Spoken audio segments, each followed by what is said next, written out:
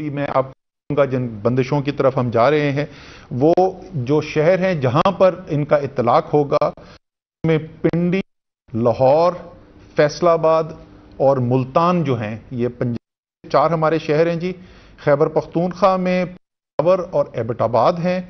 कराची और हैदराबाद में पहले इससे पहले जो सिंध हुकूमत ने नोटिफिकेशन लगाया हुआ है 8 तारीख तक वो है, लेकिन उसके बाद अगर उसके बाद वो बंदिशें कम होती हैं तो इस सतह के ऊपर जो अभी जिसका मैं ऐलान करूंगा कम से कम यहां पर कराची और हैदराबाद में भी ये लागू रहेगा।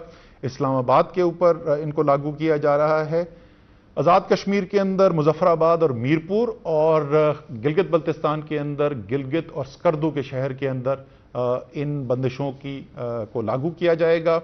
ये शुरू होंगी जी 3 अगस्त से, यानी कल से इनका इतलाक होगा और 31 अगस्त तक ये चलेंगे। फैसले क्या है जी? मार्केट की टाइमिंग जो है, जो अभी 10 बजे तक इजाजत जिनकी दी गई थी उसको वापस 8 बजे तक रहा है।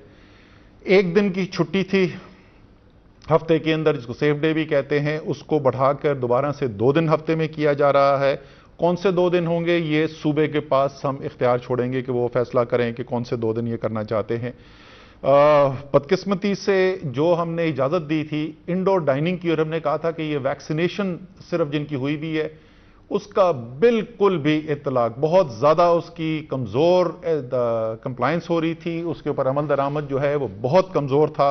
और हमारी इंतज़ामिया भी जो कह रही थी कि ये हर जगह जाकर और हर रेस्टोरेंट के अंदर जाकर ये मुमकिन नहीं है कि ये चेक किया जाए कि वाकई सिर्फ वैक्सीनेशन वालों को लाने दिया जा रहा है या नहीं, तो इसलिए इंडोर डाइनिंग जो है उसको बंद किया जा रहा है जी।